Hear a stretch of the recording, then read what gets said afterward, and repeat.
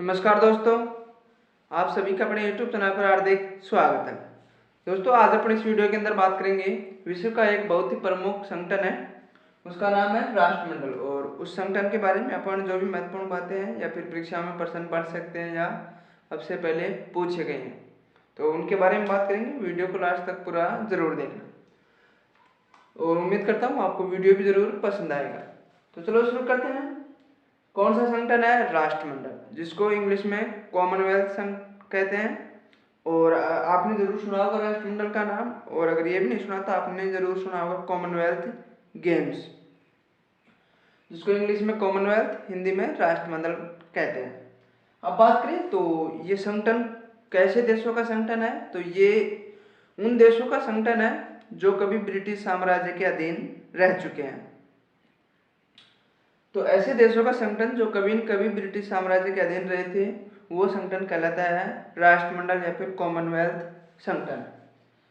आगे बात करें तो इसकी स्थापना कब हुई, तो स्थापना हुई थी 1926 में। और अब से पहले पूछा भी जा चुका है कि राष्ट्रमंडल संगठन की स्थापना कब की गई थी या फिर कब हुई थी, 1926 में। आगे बात करें तो इसका मुख्यालय कहाँ पर है? लंदन में, क्योंकि लंदन इंग्लैंड के अंदर है। और इंग्लैंड और 10-5 देशों का जो समूह था, उन्होंने राज किया था। विश्व के जितने भी देश हैं उन पर, लगभग सभी देशों पर किया था। तो इसका मुख्यालय भी इंग्लैंड के अंदर ही है, जो लंदन में है। आगे बात करें तो आधुनिक राष्ट्रमंडल का जन्म कब से हुआ या फिर कब से इसका नाम आधुनिक राष्ट्रमंडल पड़ा, या फिर कब से इसको आधुनिक राष्ट्रमंडल माना जाता है। तो ये माना जाता है जब भारत पूर्ण रूप से गणराज्य हो गया था 1949 में।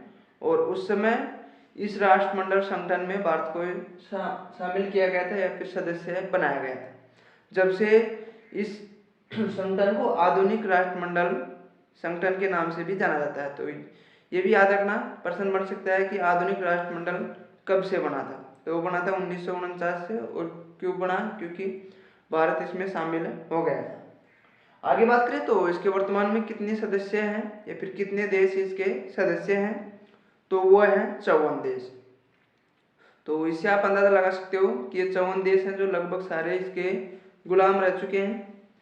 और लास्ट में बात करें तो जो ये संगठन है, इसका सर्वाधिक प्रभावशाली या फिर सर्वाधिक शक्तिशाली अंग कौन सा है या हिस्सा कौन सा है, तो वो है जो पूरे राष्ट्रमंडलीय शासनाध्यक्षों की जो मीटिंग होती है या फिर सम्मेलन होता है, यानी कि जो 54 देश हैं उनके जो अध्यक्ष हैं या प्रधानमंत्री हो चाहे कोई विदेश मंत्री हो, वो एक जगह बैठते हैं और उनका जो सम्मेलन होता है वो सम्मेलन सर्वाधिक शक्तिशाली माना जाता है। कौन सी संगठन का? राष्ट्रमंडल संगठन का। स्थापना कब हुई?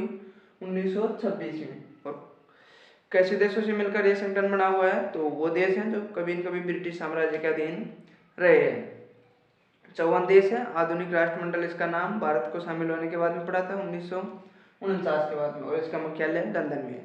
तो दोस्तों, ये थी राष्ट्रमंडल या फिर कॉमनवेल्थ जो संगठन है उसके बारे में महत्वपूर्ण बातें, जो परीक्षाओं की दृष्टि से महत्वपूर्ण है। ये आपसे पहले प्रश्न पूछे गए हैं जो इसी के बीच में से पूछे गए हैं। तो उम्मीद करता हूँ आपको वीडियो ज़रूर पसंद आया होगा। और अगर आपको वीडियो पसंद आया हो तो वीडियो को लाइक ज़रूर कर देना।